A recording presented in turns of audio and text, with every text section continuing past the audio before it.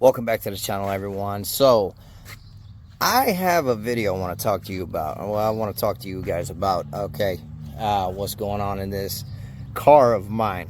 Okay, so basically, long story short, I was going to do a lot of these videos on my Civic and my older truck that I have, but I decided to move on to bigger and better things, and I end up getting me a 2010 Dodge Avenger. She is right here. She is beautiful. I've done a little bit of work to her since I got her. I got a heck of a deal on it. Put the new headlights, the grill, got some new tires slapped on there, quick releases, did the rain guards, and I'm just over here doing a little bit of work here and there. But I want to talk to you guys about something, right? If any of you guys have a Dodge Avenger, this is one thing that I would highly recommend, especially if you are like over 100,000 miles and you're the type of person that likes to do generalized maintenance. Okay, we all know, or for those that don't know, thermostats get stuck, and you know that's part of owning a car, that's part of driving it, that's part of, you know, doing maintenance to a car, right? So you start having heating problems if the thermostats get stuck closed, because it doesn't allow the fluid to flow through the system properly, right? So yeah, it doesn't allow the fluid to go through properly, so that causes issues. Okay, so basically what happened was I bought the car, had no issues with it whatsoever, had no engine lights on it, it was driving good. Well, randomly one day I was driving home and the thermostat housing cracked. Okay, which I didn't know. I didn't know that it was actual thermostat housing. I figured it was the thermostat was stuck closed, and I started losing some antifreeze. I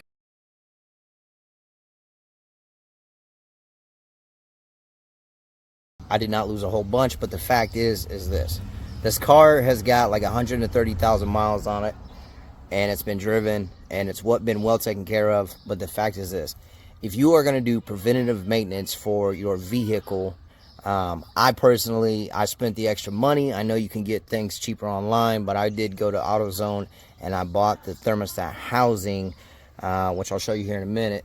It's like 150 bucks. I bought the housing. It came with the 2 new thermostats, the gaskets, and everything it needed. And I went ahead and also bought the temperature sensor, okay, which I'll show you all this for those of you that don't know what I'm talking about.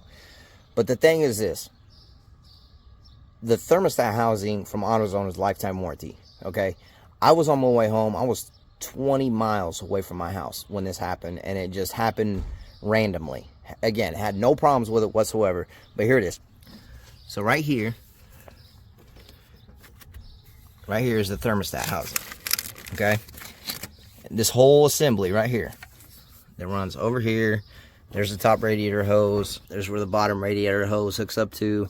You have a thermostat that goes right in there, and then you got a thermostat that goes in there, right? So you got one there, and you got one there that goes in there. Okay, now if you see this right here, there's a bolt right here, and then on the front, which is right there. Okay, so yeah, that's the new thermostat housing. That's a new sensor. It just literally twists in there.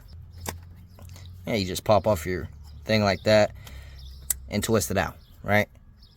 So yeah, and also I'll be doing more videos on this car, but I wanted to show you, and it's a super simple fix. The biggest thing is, so you got to take your clamp off for your top hose. What I did was I took off this air line. I took this screw off right here, which is just a flathead screwdriver. Unplug the sensor, and then there's a bolt right here. It's 10 millimeters, and then you got these 2 little pieces where it sits down here. These little rubber grommets. Right, this just comes out, boom, pops off. Again, I move this out of my way, I move this out of my way.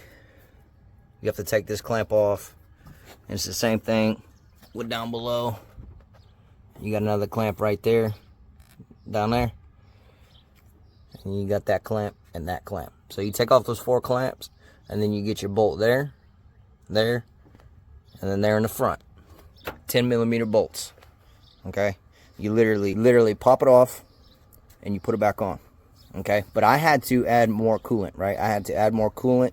And on this Dodge Avenger, we got a cap right here. I took it off, turned on the car, filled it up, and just kind of let it circulate through, make sure all the air bubbles were out. But again, this is more of like a preventative maintenance thing, and I would have showed you guys how to do it, but literally, if you're even the slightest bit mechanically inclined, being able to do this is super simple. All you need, okay, is your 10mm socket, some pliers in order to pull those off, maybe an extension, and you guys got it nailed. But again, lifetime warranty. This happened out of nowhere, and I wanted to cover the base on that. And I will be doing more videos on this car because there's a lot more that I want to go over with you guys. But if you could like, subscribe, turn the bell on, and I will catch you in the next video.